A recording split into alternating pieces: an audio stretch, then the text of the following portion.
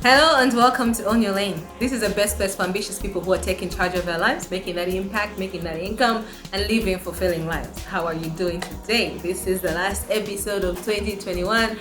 I'm so excited that I have been showing up here for the whole year. And I've been pouring my heart into these videos, and I hope you have grown. I hope you have taken something of value that is transforming your life. Today, I want to just share how my year has been. It's been quite the adventurous year. And one time I was talking with my friend and she was asking me, what has been the highlight of your year? And I was like, that's interesting. But one of the biggest things that have happened to me this year is clarity, having the clarity to know what I want to do with my life and going for it. You know, there have been seasons in my life where I have been clear about what I should do, like what I want, but I didn't have the guts to do it. And then maybe I was bold in some seasons, bold to do things, but I was not clear. What am I doing? Where am I going with this? So that is one thing I'm super grateful for in 2021, the ability to know what I'm going to do and having the courage to do it, to know what I want to do and having the courage to do it. I don't know what your highlight has been for the year. Leave it in the comments. I'd love to know. And I brought with me a few of my favorite things that have happened this year, books, especially that I've learned from. There are more. But some books I gave my friends to read. Some books I had borrowed and gave them back, so I don't have them on hand. But it's been quite the year where I have been consistent and focused. And I've been experiencing this thing where, you are putting the work in and you're like, oh, where's the result? I want big results. And then I have been understanding that you have to be persistent. You have to keep pushing long enough to see results. So it's been great on my side, great on me doing my part. And I'm like, God, it's your turn now to do your part. He has been faithful in doing his part. I have seen a lot of growth. I got an assistant this year. What's up, V? It's been amazing. That was one of the scariest things I did for myself, in the sense that I'm taking somebody on into the business and taking a commitment that I can't just shake off. You know, when you're alone, you can cancel things and whatever. But this has been something that has sobered me up in the business as well. And V is an amazing assistant, an amazing friend. We have grown so much together in the business. She's taught me so much about patience, about empathy. And that is something that I'm really proud of this year.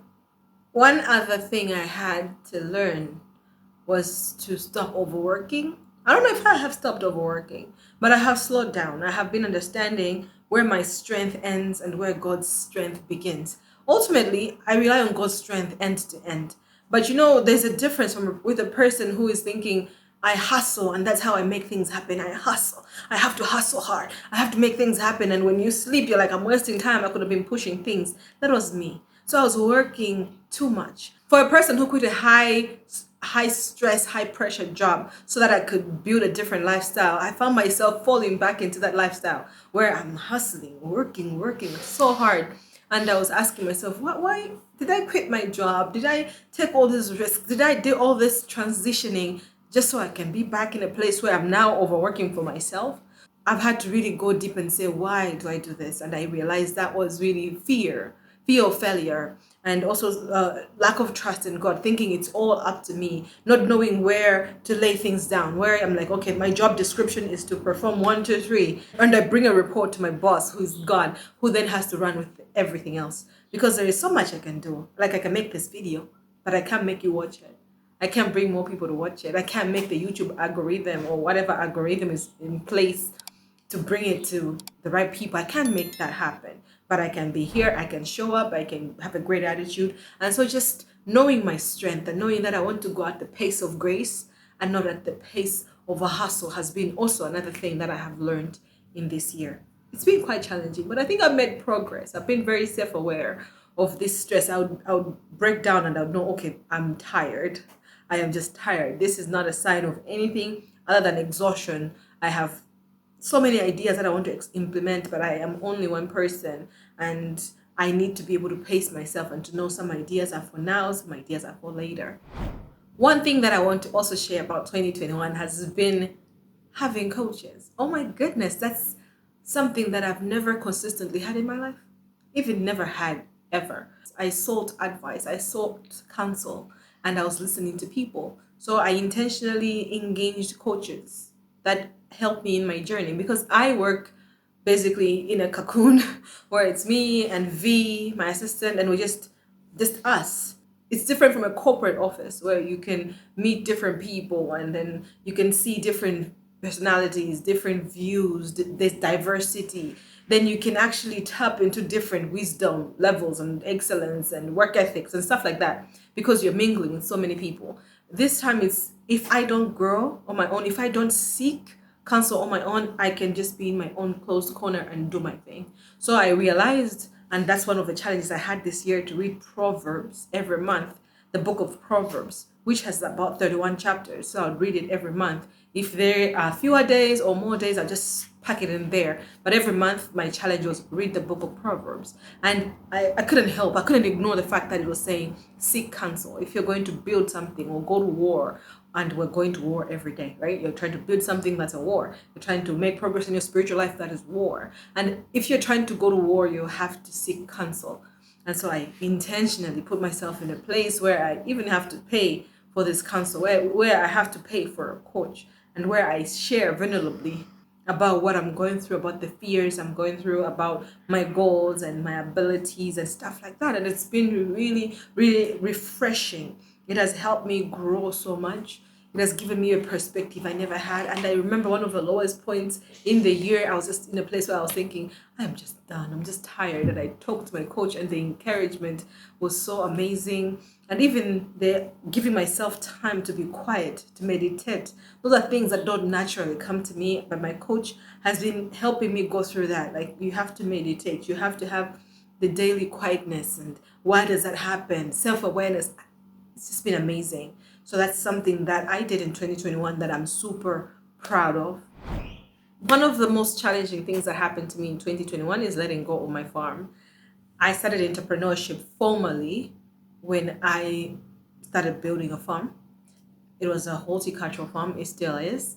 And I just got to a place last year in 2020 where I started seeing myself torn in two. My energy was all over the place and I was tired, and I was running two separate entities, and these two entities are growing entities. They needed me there full time, and I just couldn't do it. So as I was struggling with that burden of running two entities, I was trying to say, okay, what can I do? Who can I delegate to? And stuff like that. I go to a place where I had to face myself. I remember in my therapy session with God, I do have those where I'm so quiet and I start hearing a voice that's not mine speaking to me. Might sound weird, but it is not weird at all.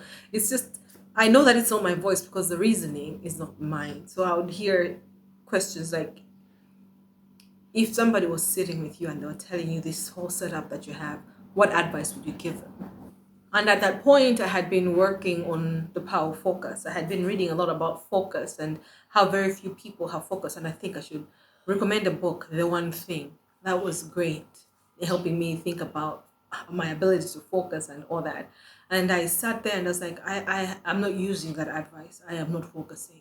I have multiple things to do and I need to limit what I do so that I can get the most result from my energy.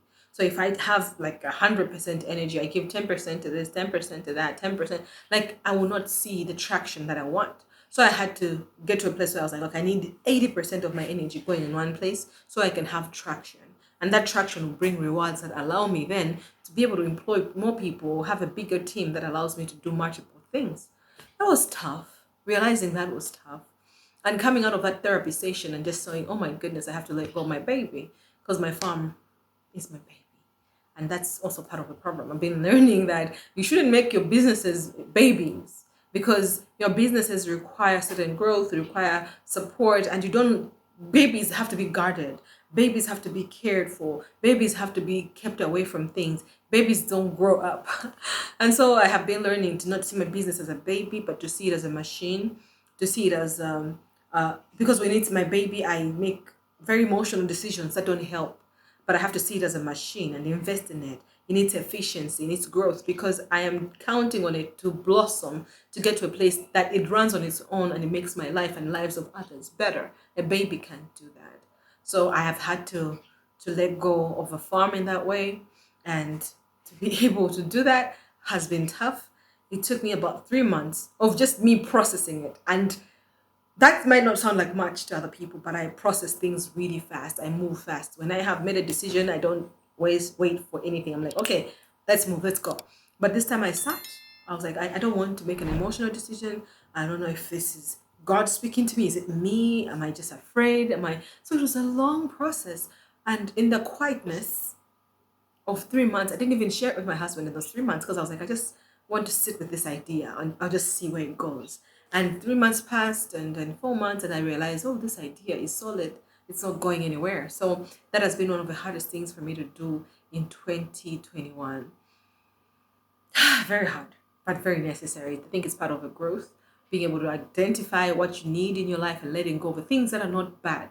Because I think it's easy to let go of good versus bad and say, okay, the bad has to go. But what about good versus good, or good versus best, good versus better? That is really hard. So you have to see, okay, in this situation, at this point, what works and what do I need to let go of? And for me, it was encouraging to think that I'm not letting go forever. I'm letting go for a season so that I can put my energy to the best use possible. This has been also a great year for me for personal growth. I have been intentional about listening to things like podcasts, sermons. And it has been a year I have focused so much on my spiritual growth. It's been amazing in that sense because I have prayed and fasted like I have never done before. And it put me in a place of humility with God where I would struggle. Like, oh, I don't want to fast, I want to eat and stuff like that. So it's been quite an interesting thing that has happened because that was a huge goal for me. Because in 2020, when the pandemic came and everything fell apart and nobody knew what was happening, I felt lost and I felt discouraged in the sense that I have a relationship with God, a personal relationship with God. And I felt like in that time when everything was falling apart, I couldn't access that relationship to comfort me. I that showed me that I was building on sand. When you build on sand, the foundations are weak and everything can fall apart. And that gave me a challenge. You say, I need to work on my relationship with God so that when the world is falling apart, I, who say I believe in this God who made the heavens and the earth, stay solid. I might not know what's happening, I might not know whatever, but I should be able to trust this God that I claim to worship. And so 2021 has been quite that year that I have really been committed to God. I have been really committed to learning about Him, praying to Him, and spending more time with Him. There's always room for growth, and I see a lot of room. But one of my biggest achievements have been reading the whole Bible in a year. I think I've done that before. I don't know. Maybe I started a plan that was supposed to help me with that, but maybe I didn't finish. But I finished. And I was supposed to go through the Bible from January to December end. But I was reading more. I was reading more and more. And I realized that I was going to finish on the 17th of December, which was amazing. But I finished on the 16th, which is even more amazing. So I read through the whole Bible. And it was so interesting because I found some gems in there. I was like, what?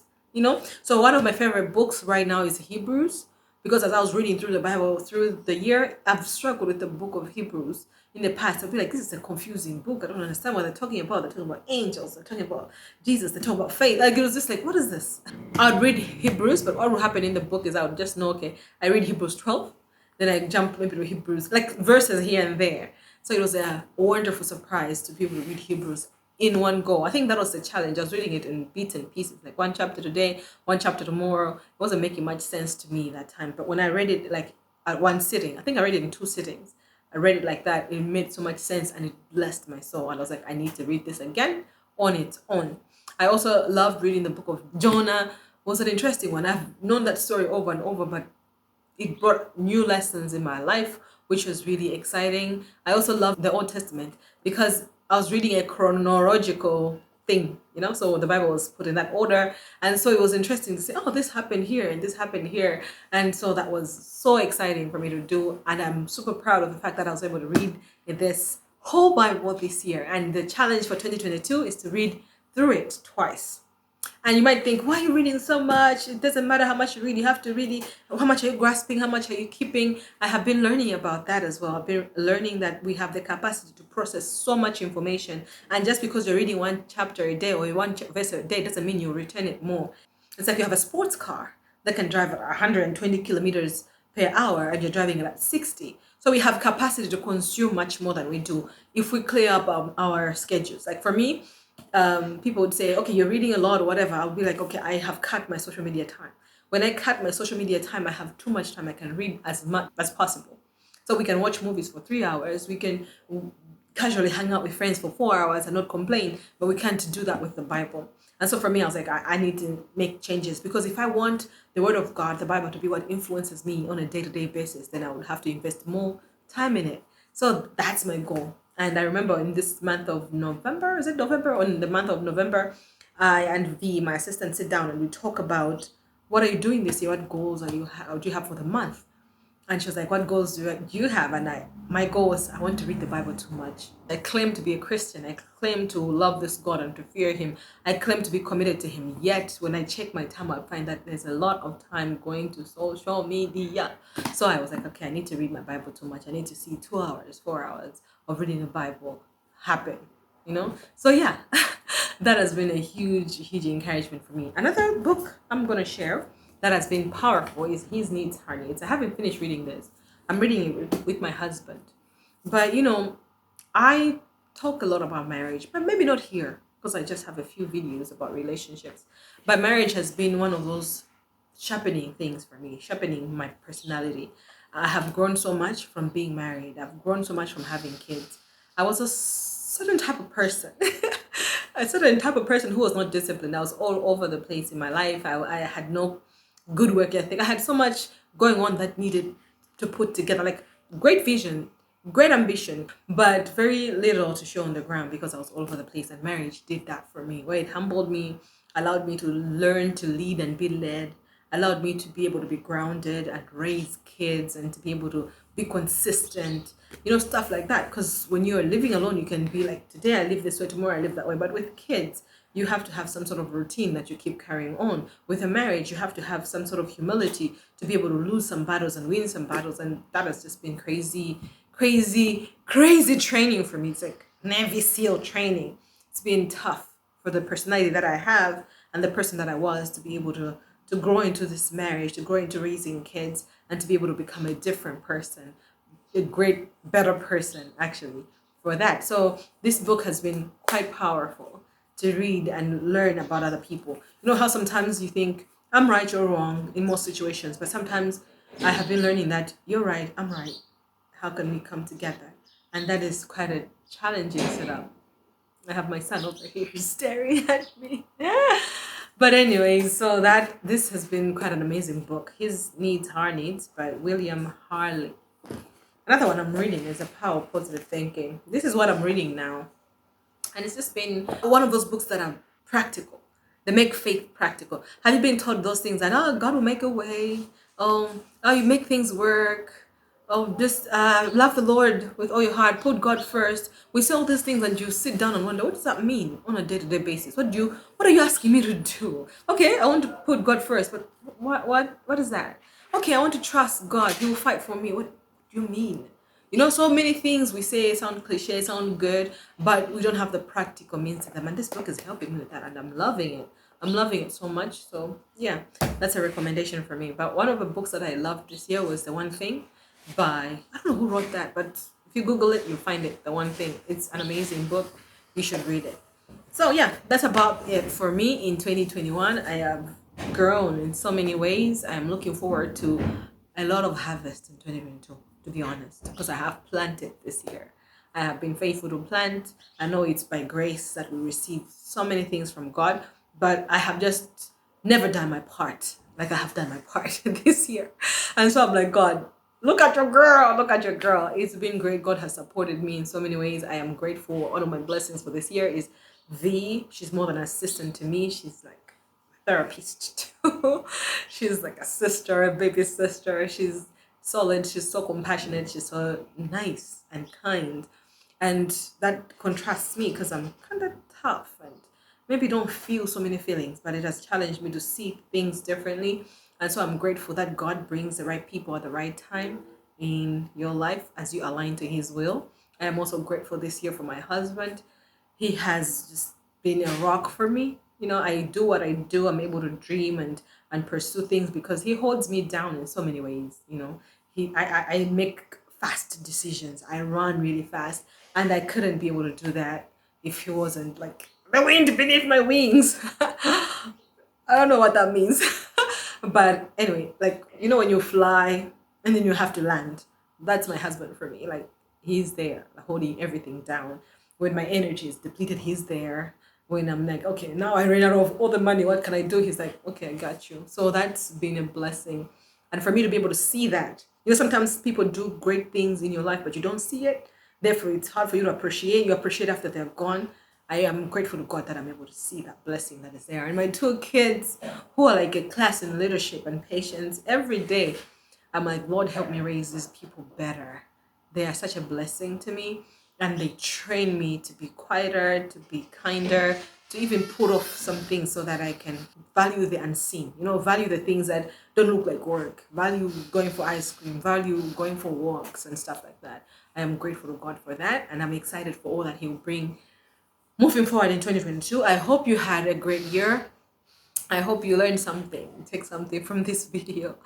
And I hope that you work on your relationship with God, because I talk about purpose and I talk about how you're here for a special reason on this earth, right? You're supposed to do something. That's why you came. You're supposed to achieve something. That's why you're still alive today. And none of that happens if you don't know God personally. And I know when I say, no, God, people rush to, well, my church, I went to church. Oh, this happened at this church. It's not about church. It's about you, because you are going to be the one who gives an account to God. Like, I gave you life. What did you do with it? So when you just quietly in your own space ask Him to come into your life and show you what He wants from you, you'll be surprised. You'll be surprised the doors that open and the opportunities and the boldness and the friendships and whatever else you're seeking that will come just at the right time. So that is always my encouragement. I hope that is something you're going to intentionally pursue in 2022. And I wish you a great festive season, a happy new year. We'll be running an amazing program for January. So in January, we'll just be looking at the highlights for 2021, those top performing tips and top performing videos, so that we can remind each other about the key foundational things as we aggressively take hold of what's ours in 2022. I wish you good health. I wish you success. I wish you prosperity. I wish you joy. I wish you happiness. I wish you laughter. I wish you long life and success and prosperity. I'm saying these things over and over, right? I wish you all good things, and I pray that God exceeds your expectations in your life. See you soon. See you next year. See you in 2022.